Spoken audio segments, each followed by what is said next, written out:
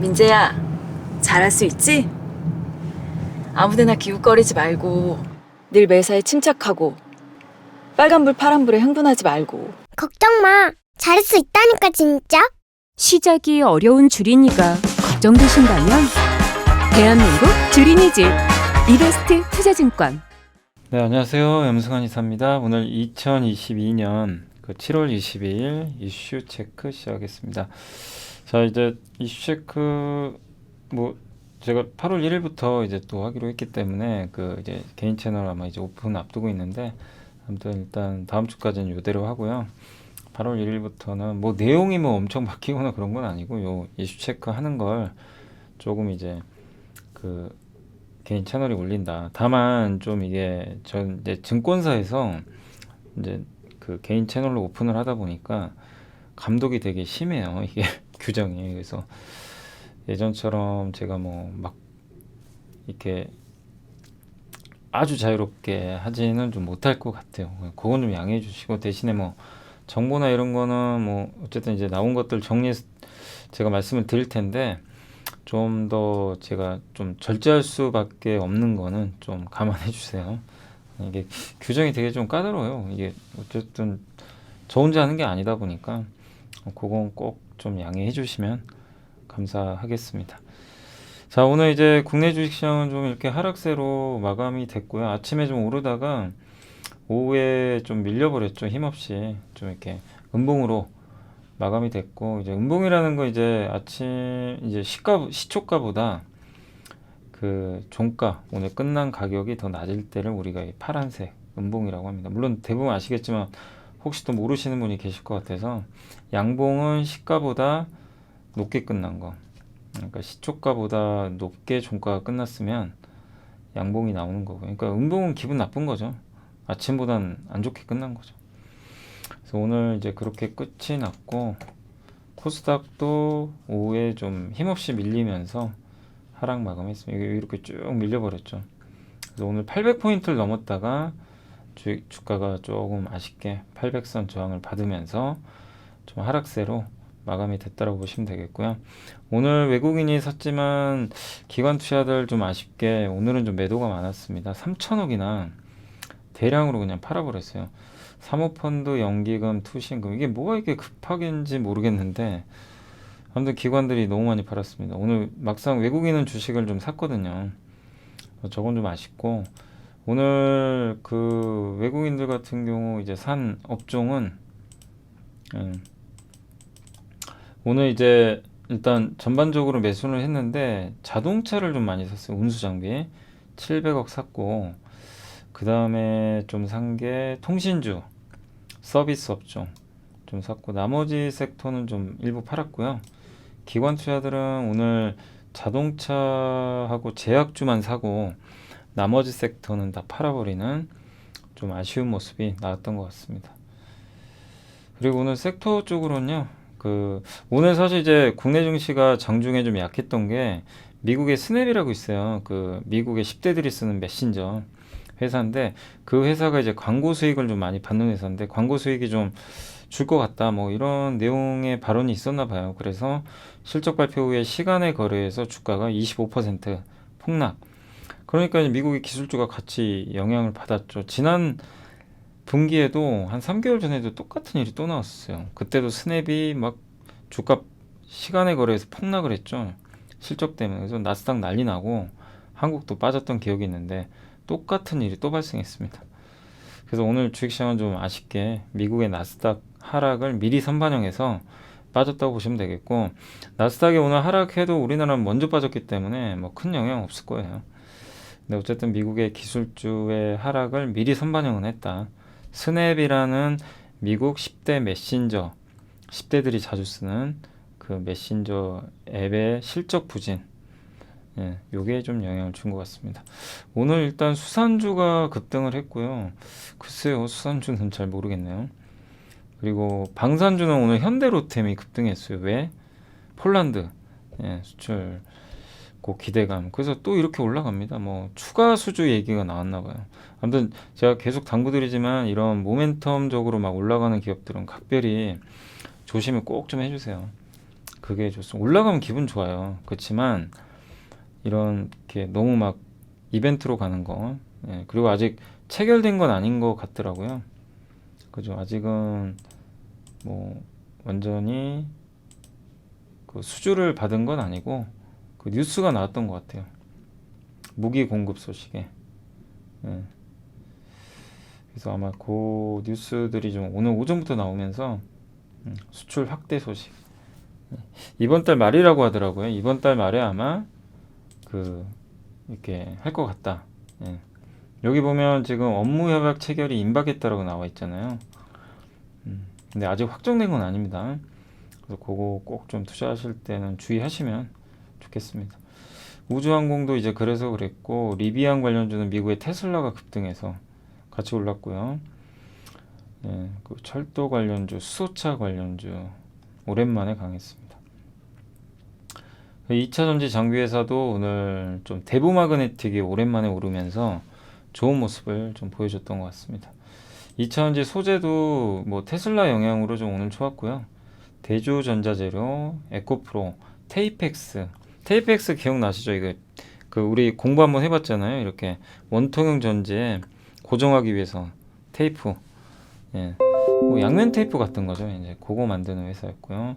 코스모학은 요즘에 계속 강한데, 뭐 이 기업은 아시겠지만 폐배터리 사업으로 요즘에 상당히 주가 움직임은 괜찮은 것 같고요. 폴더블 폰 관련주가 어제도 좋았는데 오늘도 좋았고, 확실히 BH가 이쪽 스마트폰 부품 섹터 중에서는 가장 양호한 것 같아요. 조선기자재도 오늘 0.3% 정도 올라왔습니다. 그래서 뭐 오늘 전체 물론 이제 빠진 기업도 있고요. 자동차는 오늘 현대차가 좋았습니다.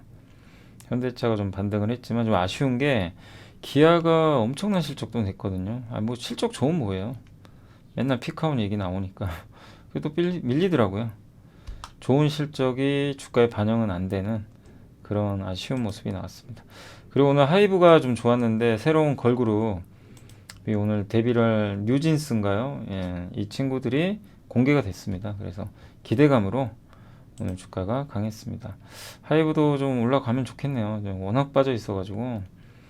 예, BTS 이제 영향이 좀 약해지면서 단체 활동을 안 하니까 빠졌다가 오랜만에 급반등이 나왔습니다. 뭐 다른 엔터사는 큰 변동 없었고요. 그리고 대부분 빠졌고, 오늘 많이 빠진 거는 정유업종, 국제유가 하락 때문에 정유주 빠졌고, 게임주들은 오늘 다시 좀 밀려버렸습니다. 네오이즈가 저번에 좋았죠. 네오이즈가 8% 정도 올랐다가 오늘은 좀 빠지는 그런 움직임이 좀 나왔던 것 같습니다. 많이 올랐어요. 그리고 보시면, 근데 저는 이제 개인적으로 네오이즈를 저번에 그 게임 기억 피해 거짓인가요? 그게 내년에 나와요. 그래서 그거는 한번 기대는 하고 있어요. 지금 뭐 바로 갈 건 아니고요. 시간이 많이 남아서. 오늘은 외국인 기관이 판 것 같은데 뭐 뚜렷한 악재는 없는 것 같습니다. 근데 다만 최근에 좀 많이 올랐어요. 그래서 오늘은 이제 게임주 약한 건 아마 네오이즈 그룹주가 주가 좀 빠진 게 영향을 좀 준 것 같고, 카카오 게임즈 뭐 이런 기업들도 오늘 주가가, 그러니까 대부분의 기업들이 좀 안 좋았습니다. 게임주는. 그리고 증강현실, 그러니까 어제 좋았던 메타버스나 게임주들은 오늘은 다들 좀 빠졌던 것 같아요. 자원개발주, 2차전지 제조사, 비트코인, 반도체 대표죠. 오늘은 하이닉스가 좀 아쉽더라고요. 근데 하이닉스는 여러분들도 이제 워낙 많이 들어서 이제 익숙할 거예요. PBR 0.9배는 지기 어려운 자리다. 그래서 이번에 한번 찍고 왔죠 또. 그래서 하이닉스는 뭐 그런 상황이고, 그러니까 저는 제가 그때 LG디플 뭐 하이닉스를 좀 비교를 했지만, 지금 오늘 아침에도 제가 그 3프로 TV 징징쇼에서 한 분이 휴맥스를 물어보시더라고요. 이런 논리에 휴맥스가 뭐 이제는 못 갑니다가 아니라, 휴맥스는 대규모 적자 기업이고 주가도 막 많이 빠져 있죠. 당연히 안 좋죠 상황이. 실적도 아직은 대규모 적자고. 근데 하이닉스도 고점에서 한 3-40% 빠져 있죠. 휴맥스도 한 3-40% 빠져 있어요. 그럼 뭘 살 거냐 이거죠. 여러분이면 뭐 사시겠어요? 휴맥스 사시겠어요? 하이닉스 하겠어요? 대부분 하이닉스 선택하실 거예요. 그러면 내가 휴맥스를 물려 있다, 차라리 하이닉스를 교체하는 게 낫다는 얘기예요. 왜냐? 지금은 하이닉스도 급락에 있으니까. 그 논리예요. 아시죠? 예. 근데 얘가 하이닉스는 여기 있는데 휴맥스는 여기 있다. 그럼 어떻게 바꿔요? 못 바꿔요. 근데 하이닉스마저도 이렇게 폭락을 했기 때문에 바꾸기 좋은 위치라는 겁니다. 그러니까 요걸 좀 이해하셨으면 좋을 것 같아요. 그러니까 내가 갖고 있는 기업 중에 나는 좋은 것 같다. 하이닉스보다 훨씬 좋고 괜찮다. 예, 뭐 나는 확신한다. 그러면 가져가야죠. 근데 그게 아니라 모르겠다. 적자고 실적도 안 좋은 거. 그러면은 차라리 뭐 꼭 하이닉스만 하라는 게 아니라 하이닉스 같은 유형의 기업들이 폭락했잖아요.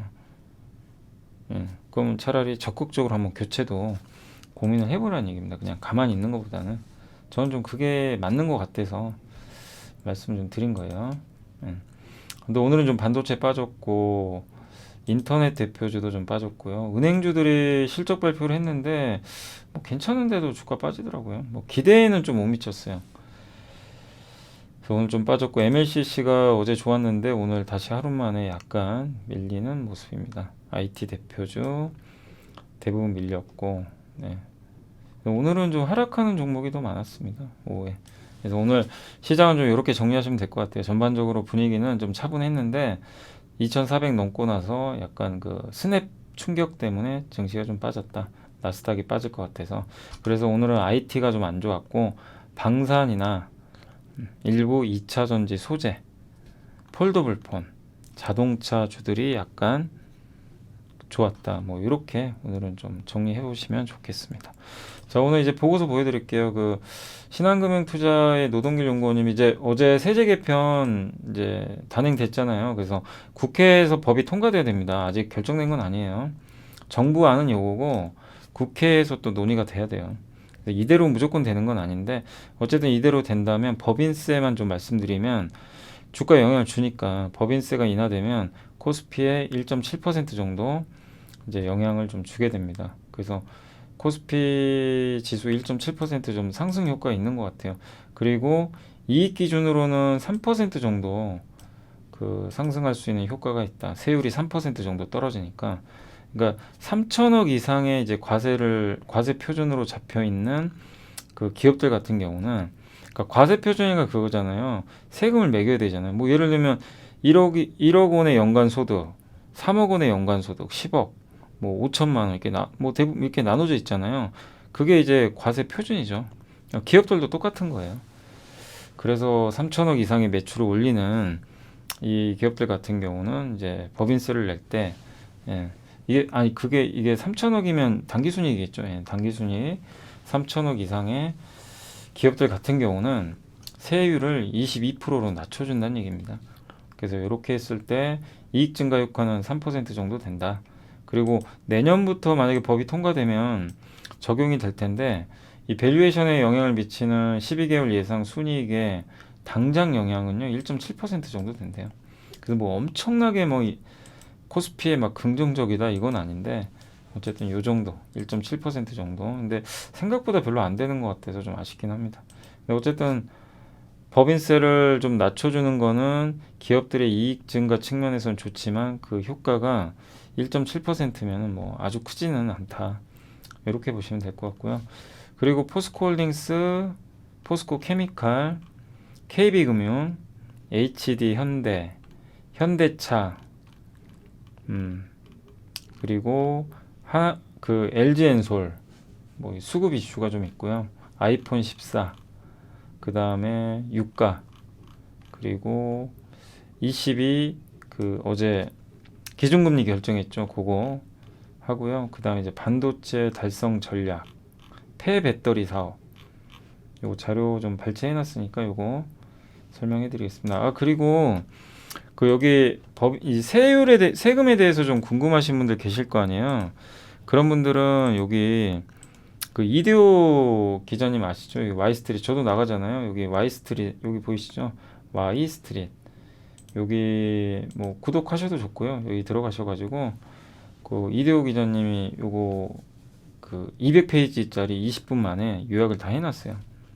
세제 개편 요거 하나면 그냥 일단 정리됩니다. 그래서 이번 세제 개편안 궁금하신 분들은 이 영상을 꼭 한번 보시면 좋을 것 같습니다.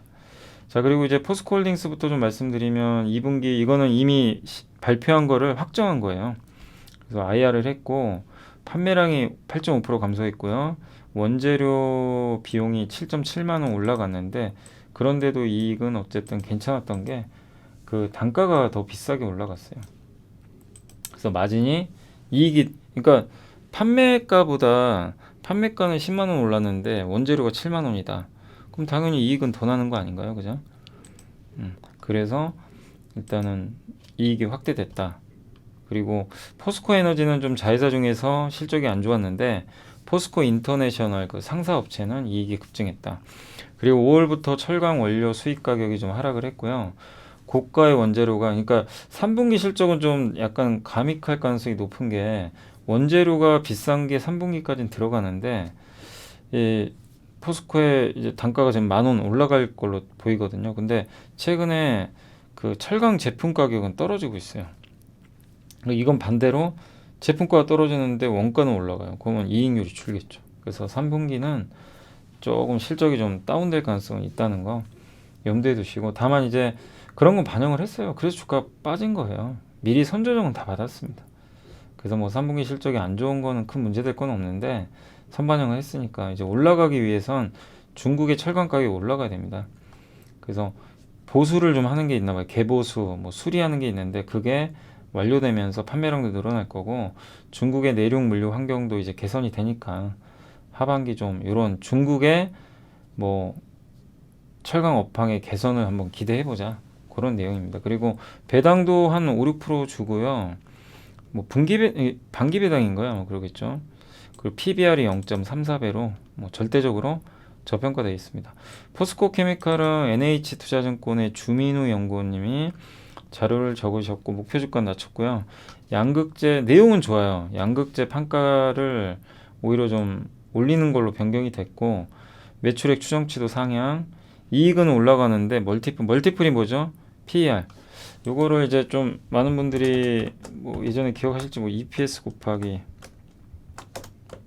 PER은 주가입니다. EPS는 뭐죠? 이익 곱하기 저 PER이 멀티플이에요.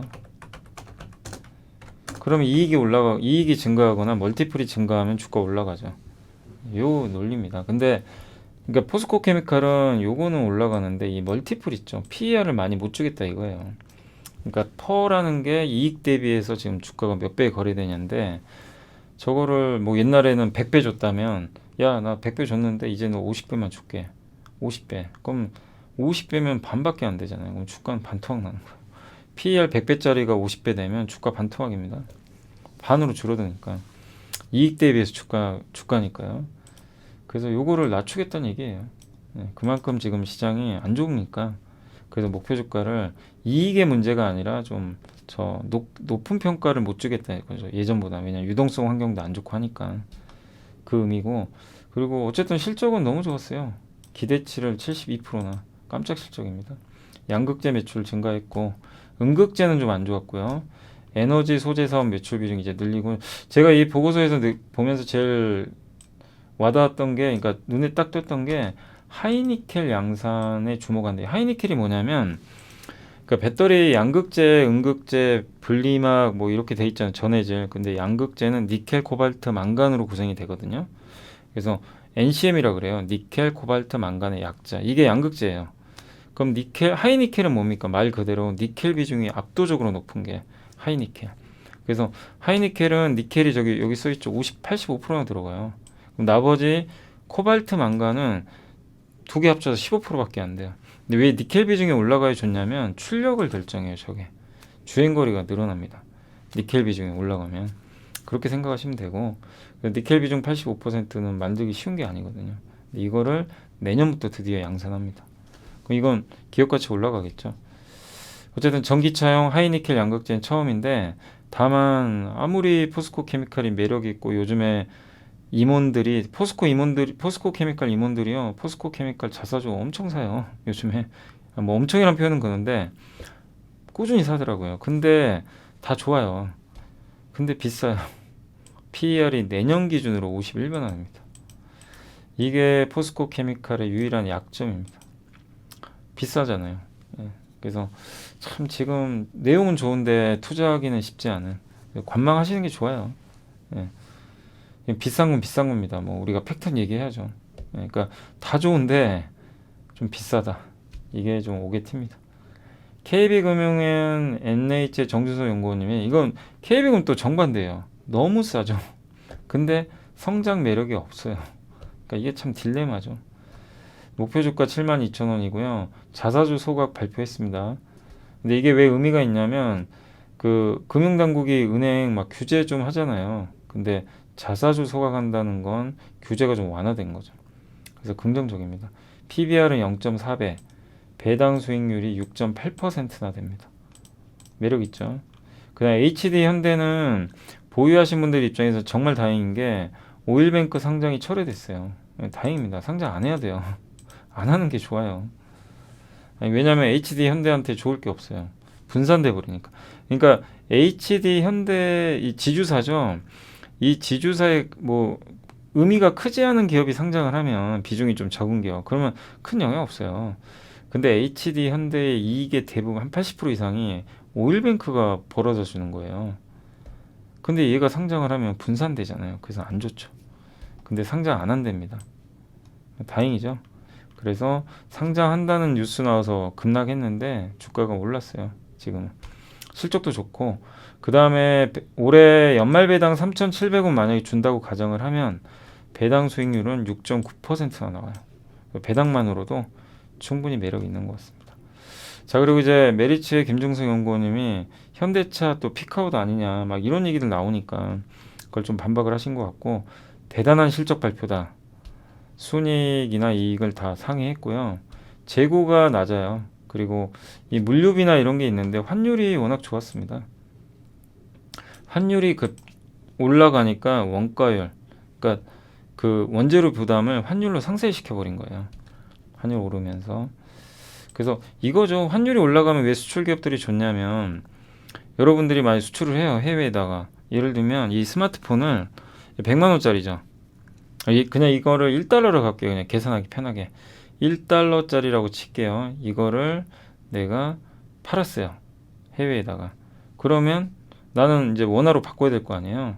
1달러에 예를 들면 지금 1,100원이에요. 지금 1,100원에, 그러니까 내가 지금 바꾸면 1,100원을 받아요. 근데 6개월이 지났어요. 6개월이 지났는데 원달러 환율이 1,300원이 됐어요. 내가 하나를 팔았어요. 수출해서.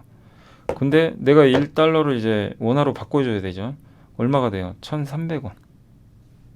나는 앉아서 200원을 버는 거예요. 그냥 아무것도 안 해도.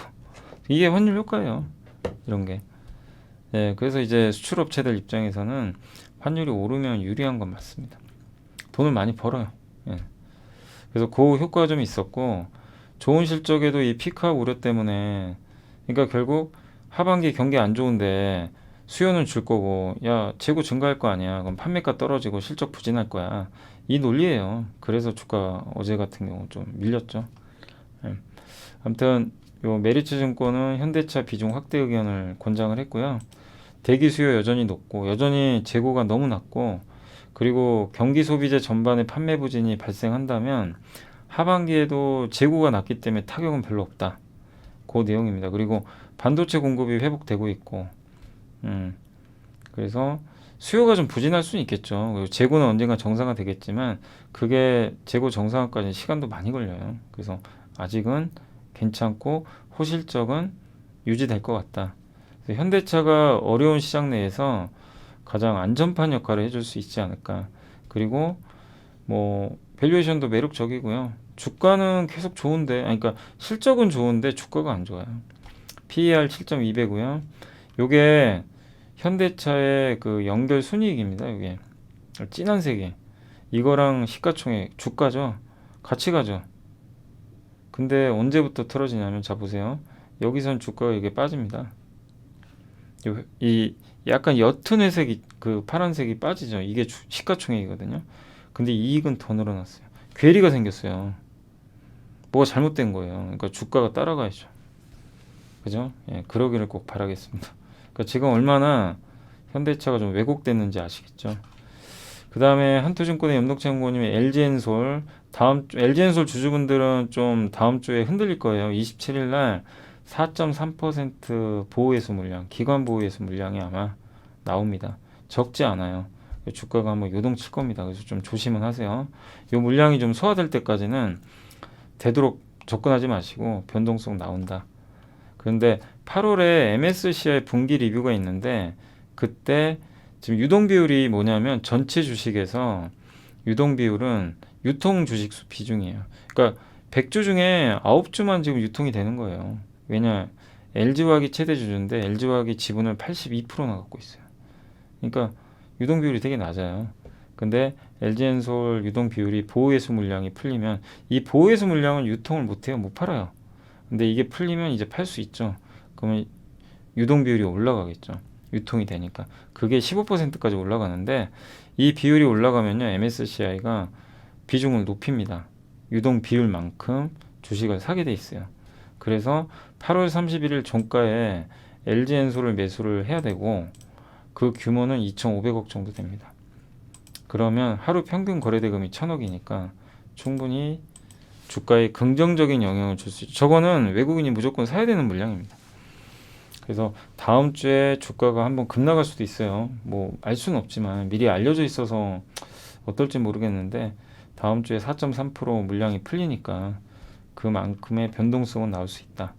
그건 대비하시되 다만 다음 달까지 보면은 오히려 기회가 될 수 있다. 이렇게 보시면 되겠고 아이폰 14 수요 너무 좋대요.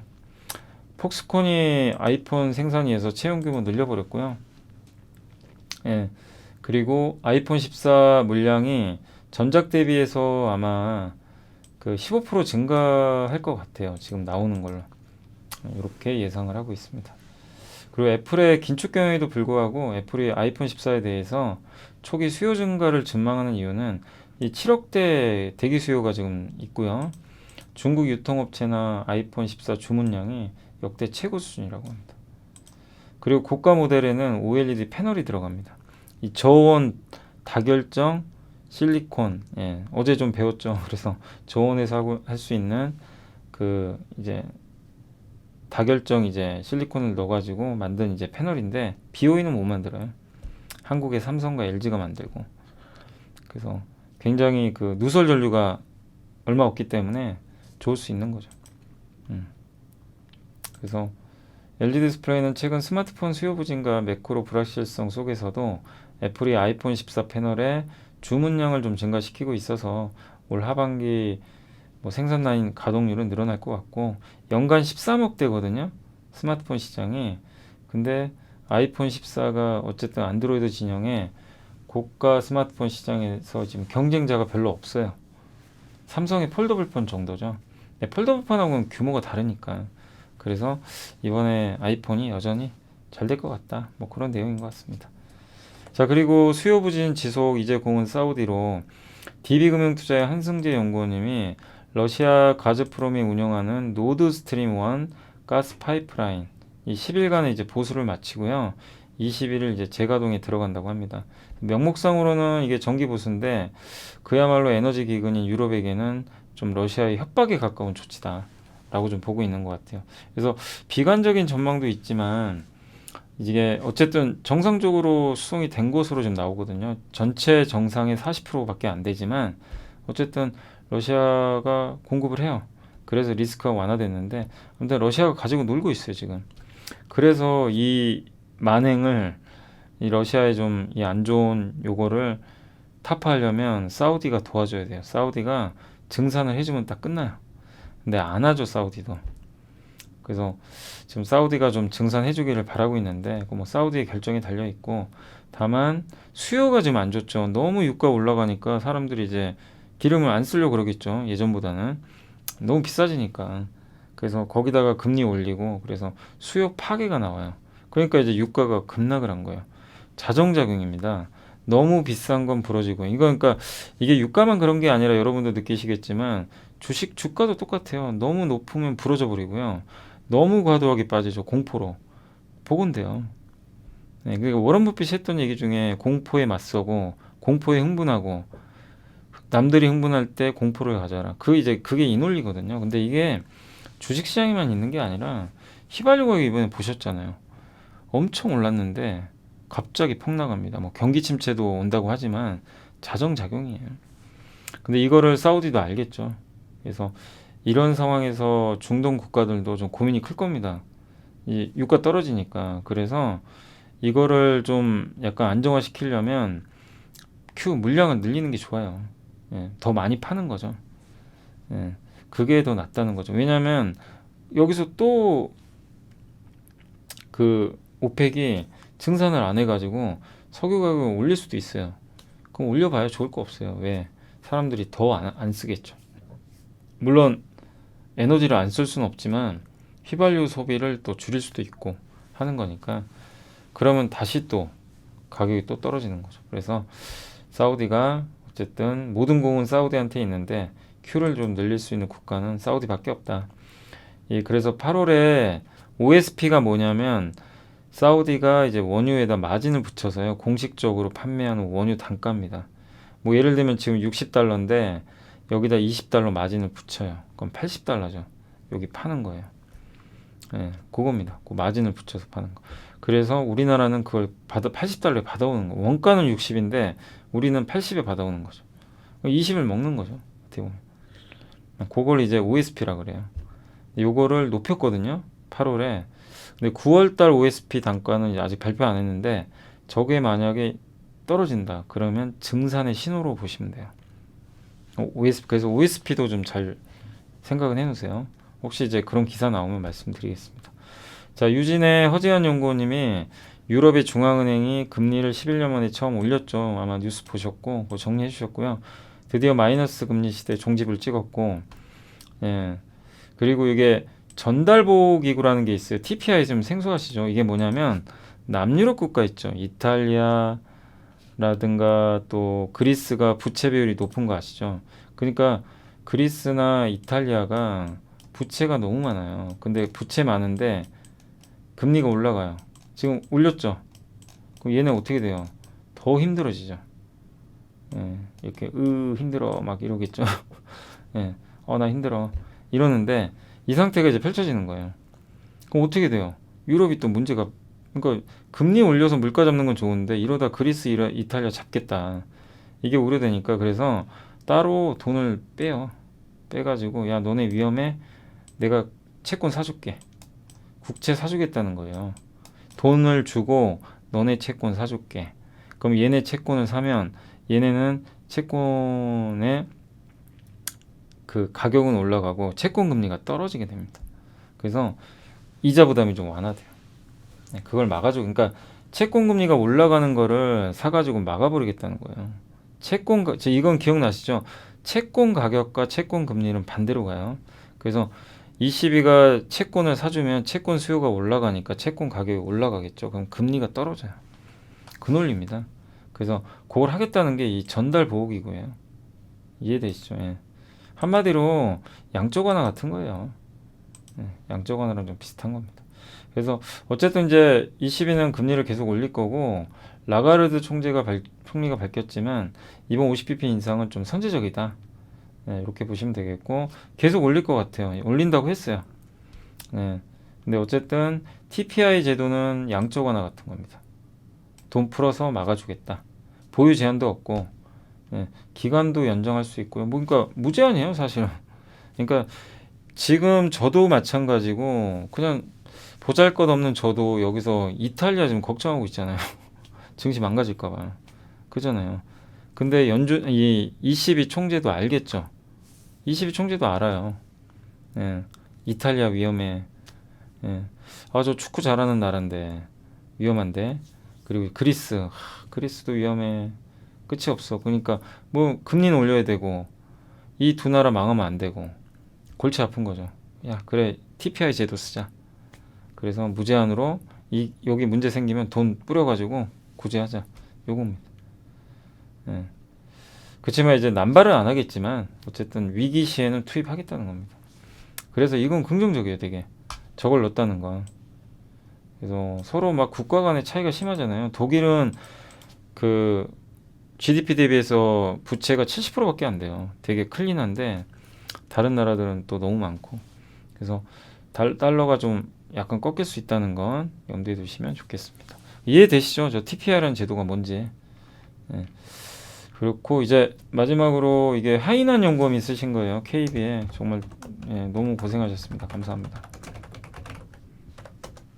하이난 연구원님이 이제 쓰신 거고 여기 반도체 초강대국 달성 전략이라 그래가지고 여기 이제 핵심 내용 나와 있고 기업 투자 지원하겠다. 그러니까 반도체 공장 지으면 용적률 올려주고요. 더 많이 만들어. 뭐 세액공제 해주겠다. 요겁니다. 그러니까 투자 열심히 하라 이거고 중소기업 너네들 뭐 일단 만약에 대기업이 중소기업 인수할 때 대기업 계열사 편입이 7년간 유예될 수 있게 해주겠다. 3천억 규모의 반도체 펀드 만들어 가지고 소부장 기업들 지원하겠다. 투자할 때 우리가 돈 줄게. 투자 그리고 메모리 말고 시스템 비메모리 반도체 여기도 뭐 연구 개발하는 것들에 대해서 돈을 지원해 주겠다. 그리고 반도체만 할 게 아니라 반도체 플러스 디스플레이, 배터리, 모빌리티, 로봇, 바이오, 인공지능 이거 다 같이 가자. 요 그림입니다. 그러니까 한마디로 반도체 전략 발표인데 초강대국이 되기 위한 청사진을 그린 건데 핵심은 투자 열심히 해. 우리가 도와줄게 이거예요. 그 중소기업 너희들 열심히 해. 국산화도 하고 도와줄게. 그리고 반도체 말고 다른 것도 다 같이 하자. 요게 핵심이고 그 다음에 요게 이제 KB에서 그린 자료 이거 되게 좀 뭔가 싶죠. 여기가 뭐냐면 제국주의 시대 세계화 시대입니다. 이게 이 위쪽이요 세계화 지수예요. 그래서 이게 이렇게 올라갈수록 세계화가 올라가는 거예요. 이렇게 여기는 탈세계화 언제? 세계 1, 2차 세계대전. 예. 자 세계대전 끝나고 미국이 독일과 일본을 띄워줍니다. 뭐 어떻게 되죠? 세계화. 미국이요 독일 일본을 막 키워줘요. 제조업으로 최대 수혜 국가예요. 자 그리고 베를린 장벽이 붕괴되고 소련이 망합니다. 다시 탈세계화. 그죠? 근데 이때 중국을 미국이 자기 편으로 끌어들이려고 노력을 많이 했죠. 중국 키워줘요. 동아시아 국가들하고 올라갑니다. 예. 그래서 중국하고 아시아 국가들이 수혜를 받았어요. 물론 중간에 한번 IMF 위기도 있었지만 2008년까지 2008년에 금융위기 터지고 끝 다시 탈세계화. 지금은 그 후로 탈세계화가 지금 이어지고 있는 상황인데 여기서 트럼프랑 시진핑이 맨날 싸웠고 이번에 바이든도 중국을 배척하고 있고 그 다음에 러시아 우크라이나 전쟁 나서 러시아까지 적이 돼버렸고 그죠? 그래서 이제 탈세계화가 더 심해졌어요. 냉전, 신냉전 시대가 이루어졌습니다. 그래서 새로운 공급망을 구축하는 거죠. 미국 주도의 공급망, 인도 뭐죠? 태평양 경제 프레임워크 이런 것도 하고. 그러니까 미국은 우리 편 들어라 이거고, 중국은 중국 나름대로 야 우리 편으로 들어와 요 얘기죠. 서로 싸워요. 그래서 우리 한국한테 되게 안 좋은 환경이에요. 막 서로 싸우면 세계화일 때 우리나라는 무역해서 먹고 나는 나라잖아요. 한국은 무역에서 먹는 나라가 세계화가 안 되면 힘들어집니다. 그걸 반영해서 우리나라 시장도 안 좋은 건데 어쩔 수 없어요. 앞으로의 세계는 세계화보다는 탈세계화, 신냉전 시대로 간다. 거기서 미국이냐 중국이냐 선택을 강요받고 현재 한국 정부는 약간은 이제 지금 분위기는 미국 쪽으로 좀 기울어 있는 거죠. 근데 아무튼 미국 주도의 이 동맹, 이 공급망에 한국이 들어가는 지금 그림이고 그런 구도가 좀 향후 몇 년간은 이어질 가능성이 좀 높고 그리고 이 상황에서 누굴 키워줄 거냐 이거죠. 미국은 키워줘요. 저 상황에서 누구를 키워줍니다. 그래서 키워주는 국가는 최첨단 기술 능력을 갖고 있는 기업. 국가. 어디예요? 한국. 가장 대표적인 게 한국의 반도체, 배터리, 대만 반도체, 일본. 인도는 소프트웨어. 이쪽을 같이 가겠다는 겁니다. 이거 키워주겠다는 거예요, 미국은. 우리가 돈 줄 테니까 같이 하자, 우리랑. 이 내용이에요. 지금 현재 그동안. 이게 좀, 그러니까 지금 주식 투자하신 분들이 왜 이러실 거예요. 뭐 이런 것까지 우리가 봐야 되나. 그죠? 머리 아프죠? 근데 왜 이게 중요하냐면 정경 분리인데 이제 정경 일체가 돼요. 정치와 경제가 붙어요. 어쩔 수 없어요. 탈세계화 시대이기 때문에. 세계화 시대에는요, 굳이 이럴 필요는 없는데 지금 냉전 시대가 또 왔기 때문에 어쩔 수 없어요. 정치가 중요해요. 그래서 요 내용은 좀 이해하시면 됩니다. 그래서 한국이 그래도 다행히 여기에 들어가는 국가라서 좀 수혜는 나올 것 같습니다. 그리고 여기는 뭐냐면 폐배터리입니다. 폐배터리인데 폐배터리를 왜 요즘에 뜨냐면 자원보호주의 때문에 그래요. 원자재 강산 국유화. 세계 매장량의 60%를 보유하고 있어요. 칠레, 그죠? 호주, 리튬, 인도, 밀 수출자. 자원을 수출을 안 하고 자기네가 갖고 가겠다는 겁니다. 그러면 배터리 만드는 업체 입장에서 니켈, 코발트, 망간, 리튬 다 필요한데 이걸 못 받아요. 중국도 자기네 원자로 많잖아요. 중국도 수출을 안 하려고 그래요. 그럼 배터리 어떻게 만들어요? 그래서 기존에 만든 배터리를 분해시켜 버려가지고 거기서 니켈, 코발트, 망간 다 떼어내요. 재활용 하면 됩니다. 그래서 자원의 안보와 이런 부분 때문에 정치적인 이슈 때문에 폐배터리 사업이 좀 커질 수밖에 없다라고 보시면 되겠고 국가별 리튬 생산량이 지금 보시면 칠레, 중국, 아르헨티나가 이게 조금 자원 안보 리스크가 있는 국가들이에요. 여기 얘네가 많아요. 리튬이 또 하필 그러니까 이런 것도 불편하다는 거죠. 그래서 이런 리스크에 대비하기 위해서 폐배터리를 좀 확보해야 된다. 이거 논리고 새 정부의 경제정책 방향에도 이 6월 16일에 나온 겁니다. 하반기 폐플라스틱, 폐기물 재활용, 사용 후 전기차 배터리 이게 폐배터리죠. 산업 활성화 방안을 마련해라 돼 있고 7월 5일날 나온 에너지 정책에도 여기 나와 있습니다. 폐기물로부터 핵심 희소금속을 고순도에서 재자원화 한마디로 폐기물, 폐배터리를 분해를 해가지고 자원을 얻은 다음에 이거를 다시 세정도 하고 깨끗하게 만들어서 다시 쓸 수 있게 해라. 요게 핵심이에요. 이게 리사이클링. 요게 정부 정책에 들어가 있어요. 그리고 이 테슬라는 배터리 재활용 사이클을 점차 확대시켜 나가겠다. 원자재를 직접 구매하는 건 비싸잖아요. 그래서 리사이클링을 하겠다. 그러면 비용이 줄어든다. 요런 좀 내용이니까 참고하시고 그 다음에 이게 현대자동차가 하는 배터리 선순환 체계인데 배터리를 회수를 해요. 글로비스가 배터리 진단을 해가지고 여기서 물론 이제 자원 순환해가지고 재활용할 수도 있고 재사용할 수도 있어요. 다시 좀 깨끗하게 만들어서 야 다시 써. 예, 자동차용인데 ESS나 산업용으로 써버려. 이럴 수 있고 다시 제조를 다시 하는 고장난 배터리를 아예 다시 제조해서 AS 해가지고 판매. 그리고 재활용할 수도 있고 여기서 재활용은 추출하는 거죠. 분해해서. 네. 그래서 여기 뭐 니켈, 코발트, 망간이 나왔어요. 이거를 여기다 줘요.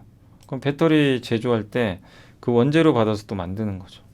이거 돼서 그러니까 이런 사이클을 이제 앞으로 그릴 거고 이게 아직은 아니지만 여러분들이 주식 투자할 때는 저는 항상 말씀드리고 싶은 게 꼭 요건 고민해 보세요. 어떤 기업이 있는데 앞으로 그러니까 성장할 산업이 뭔가 Q P 곱하기 Q 마이너스 C인데 Q 수요가 증가할 산업 수요가 증가할 산업이 뭔가 단가 올리는 거 말고요. 도대체 앞으로 이 회사가 만드는 사업이 잘 될 사업인지 아닌지는 잘 팔리거나 수요가 증가해야 되잖아요. 그러니까 이게 간단한 예인데 한국전력이 수요가 뭐예요? 여러분이 쓰는 전기죠. 전기 수요. 근데 거의 정해져 있잖아요. 수요가 엄청 늘고 막 그러진 않아요. 뭐 정해져 있어요. 아무튼 그죠? 근데 배터리 보세요. 배터리 수요는 앞으로 어때요? 줄 수가 없죠. 늘어나죠. 테슬라 전기차 줄 수가 없어요. 누가 보다 명확합니다. 태양광. 예. 근데 우유 한번 생각해. 우유는 어때요? 수요가 느나요, 주나요? 줄죠. 우유 먹는 사람이 점점 줄어들잖아요. 그리고 맥주도 똑같은 게 맥주가 경쟁이 치열한데 뭐 이런 것도 있겠죠. 맥주 시장도 한정돼 있잖아요. 그죠? 맥주 시장 보세요. 맥주 수요가 꾸준해요. 그래서 음식료는 성장 산업이 아니에요. 그 안에서 가격 뛰기예요. 원재료 비용 줄고 가격 인상하면 돈 버는 겁니다. 그리고 물론 이제 거기에 더해서 음식료 회사들은 하나 더 있는 게 뭐 맥주 회사로 예를 들면 서로 간의 점유율 싸움이에요. 어느 날은 하이트가 이기고 어느 날은 롯데칠성이 이기고 어느 날은 제주 맥주가 이길 수도 있어요. 근데 요즘에 제가 왜 이 맥주 업종을 좋게는 왜 안 보냐면 저는 솔직히 개인적으로 오늘 갑자기 또 맥주 얘기하게 됐는데 개인적으로 제가 맥주를 되게 좋아하거든요. 뭐 예전에 방송에도 많이 말씀드렸지만 맥주가 그 맛있어요. 저는 소주 별로 안 좋아합니다. 솔직히 소주 거의 안 마시고 거의 맥주예요. 맥주인데 이제 주말에 좀 마시거든요. 그래서 제가 우연히 맥주를 봤는데 그 스페인에서 나온 맥주가 있어요. 이 캔 맥주인데 스페인 맥주 중에 제가 어떤 식당에서 우연히 먹었는데 너무 맛있더라고요. 그래서 그걸 제가 예전에 이마트 가가지고 한번 사고 왔어요. 캔으로 먹으려고. 네. 근데 왜 이 말씀 드리냐면 저도 옛날에 막 그 하이트진로의 테슬라도 먹고 클라우드도 먹고 막 이거저거 많이 먹었어요. 국산 맥주를. 근데 요즘에 마트나 편의점 가면요 너무 종류가 다양해요. 너무 다양해요. 굳이 그거 안 먹어도 수제 맥주도 막 팔고. 이게 뭐냐면 한정된 시장에 플레이어가 너무 많은 거예요. 그럼 그거는 고성장이 아니잖아요. 하나의 예를 든 겁니다. 예. 근데 폐배터리 산업은 어때요? 시장 아직 열리지도 않았죠. 근데 이거 해야 돼요? 안 해야 돼요? 무조건 할 거 아니에요. 해야 돼요. 방법이 없어요. 하는 거예요. 여기서 누가 돈 벌지는 이제 고민은 해봐야 되지만 시장은 성장한다. 명확하게. 그죠? 그러면 이 산업은 되는 산업이야. 그럼 거기서 우리가 할 건 이 산업에서 어떤 기업이 돈 벌지를 찾아내야죠. 그래서 그 대표적인 기업이 성일하이텍이니까 다음 주에 상장하죠. 그래서 그 난리가 난 거예요. 그리고 또 하나의 기업이 코스모와 있는 거고 또 자동차 근데 글로비스나 이 회사들은 이게 주력은 아니잖아요. 뭐 LG화학도 주력은 아니죠. 그래서 주가에 주는 임팩트는 작은데 이것만 전문적으로 하거나 비중이 큰 기업은 주가에 영향을 많이 주겠죠. 그러니까 여러분이 투자하실 때 만약에 배터리 선순환 이런 거 폐배터리 보고 야 이거 현대글로비스도 하고 현대차도 하고 LG그룹도 하고 뭐 한데 그럼 그 기업을 폐배터리 하니까 그걸 사면 안 돼요. 예. 비중이 얼마 안 된다니까요. 이쪽은. 근데 성일하이텍은 거의 전문 기업이잖아요. 그죠? 예. 그거 말고 아까 뭐 코스모학도 뭐 나중에 인선이엔티가 할 수도 있는 거고. 근데 이제 그런 걸 찾아봐야 되는 거예요. 지금 급하게 할 건 아니고. 그러니까 반드시 수요가 성장하는 산업을 좀 머릿속에 그려보자. 그게 제일 좀 중요한 것 같아요. 물려도 거기서 물려야. 예. 설사 내가 물려도요. 회복이 또 빠르더라고요. 그걸 좀 말씀드렸습니다. 그리고 폐배터리 리사이클 분야의 투자 현황 LG엔솔이 리사이클한 회사를 지분 참여했고요. 그 다음에 IS동소 있죠. IS동소는 영향을 줄 수 있어요. 왜냐하면 이 회사는 시총이 크지 않잖아요. 근데 리시온이란 기업의 지분을 확보했습니다. 캐나다. 여기 리튬이온 배터리에서 원료를 추출해서 배터리 원료를 재생산하는 업계 최고의 기술력을 갖고 있대요. 리시온이. 그리고 IS동소는 건설회사지만 자회사로 폐기물 회사 인선이엔티가 있어요. 이 회사가 앞으로 폐배터리 사업도 할 거거든요. 연관이 돼 있죠. 그러면 이 중에서 나는 폐배터리 할 거니까 LG엔솔 하겠다. 이건 아닙니다. LG엔솔은 그냥 배터리로 보시고 그냥 하나의 예를 든 거예요. IS동소 사라는 게 아니라 당연히 IS동소를 선택해야 되겠죠. 이해가 되시죠? SK 에코플란트는 SK 건설입니다. 이 회사가 테스라는 기업, 우리 한국의 반도체 회사 아닙니다. 그 싱가포르 회사 인수하는 계약 체결했고 코스모학은 직접 자기가 해요. 사업을 투자를 합니다. 유증도 했고. 그래서 요새 주가 잘 가는 거예요. 아시죠? 예. 그런 기업들이 있다는 거 참고하시고 그리고 한 가지 더 흥미로운 건 폐배터리 사업의 소유권이 누구 거냐 이거죠. 여러분이 테슬라 자동차를 타고 다니고 아이오닉 5를 탔어요. 자, 배터리가 이제 못 써요. 그럼 이거 누구 거예요? 우리가 생각하면 이거 내 거 아니야? 내 차인데? 이럴 수 있죠. 근데 2018년에서 2020년까지는 이게 되게 웃긴 게요. 그 2020년까지는 그 지자체 거예요. 뭐 웃기단 표현이 그런데 지자체에 반납해야 돼요. 네. 구매 보조금을 받은 집 대부분 구매 보조금 받거든요. 폐차하려면 배터리를 반납해야 됩니다. 시도지사에. 근데 21년부터 보급되는 전기차 있죠. 그러니까 21년부터 산 전기차는 폐배터리 반납 안 해도 돼요. 잘 가지면 됩니다. 근데 2020년 12월 말까지 그러니까 혹시 여러분들 중에 나 전기차 샀는데 2020년 12월 말까지 내가 등록이 돼 있다. 그러면 그거 반납해야 됩니다. 아시죠? 그리고 테슬라는 저런 것 때문에 자기 갖고 있는 게 배터리를 내가 갖고 있어야 사업을 할 거 아니에요. 폐배터리를.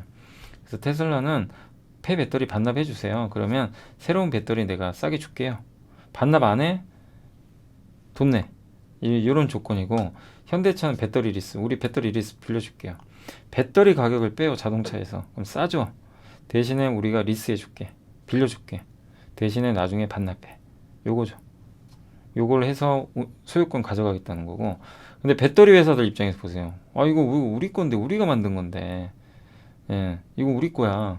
그래서 렌터 회사랑 합작하겠다는 거예요. 렌터 회사. 라든가 SK이노베이션 중국에서 교체식 배터리 하겠다. 그래서 가져가겠다는 겁니다. 그래서 차주, 그 다음에 자동차 회사, 배터리 만드는 회사, 이 세 주체가 서로 싸울 가능성이 있어요. 왜냐면 이제 배터리 돈 되거든요. 폐배. 그러니까 전기차를 여러분이 타고 다니시면 나중에 요거는 한번 고민을 해보세요. 배터리를, 폐배터리를 이게 다 돈 되거든요. 결국엔 그게 돈이에요. 그런 시장이 열리겠죠. 그러니까 요것도 고민해 보시면 재밌을 것 같아요. 자, 그리고 이제 코스모화학인데 요거는 이제 뭐 이산화티타늄이라고 백색 안료 같은 거, 여러분들 그 백색 가전 있죠? 백색 가전 그 안료가 요겁니다. 이산화티타늄. 그러니까 그것만 쓰이는 건 아니고 여러 뭐 가전 제품이나 이런 데도 다 많이 쓰여요. 근데 여기선 그 얘기를 하는 건 아니고 폐배터리를 리사이클 이제 집중하겠다. 그래서 이 회사는 이쪽으로 좀 승부를 거는 것 같은데 지금 급하게 하지 마시고 계속 공부해 보세요. 코스모학은. 예. 사업 보고서 보시고, 그러니까 폐배터리에 가장 지금 성일 하이텍과 좀 비슷한 역량을 좀 발휘할 수 있는 업체 중에 하나다. 이렇게 보시면 좋겠습니다. 그리고 디지타임즈라는 데서 뭐 요거는 하나 이제 기사가 나온 게 있어서요.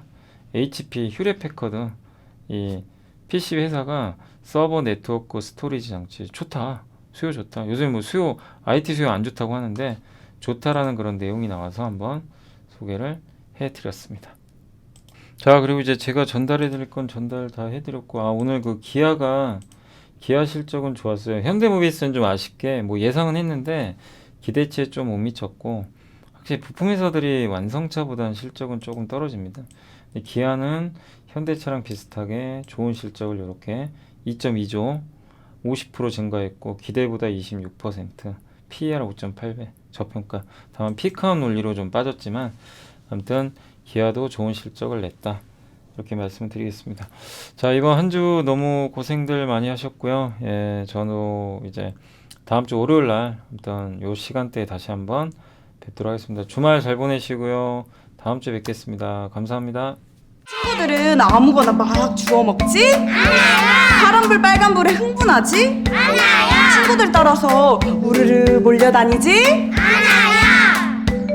시장이 어려운 주린이가 걱정되신다면 대한민국 주린이 집 이베스트 투자증권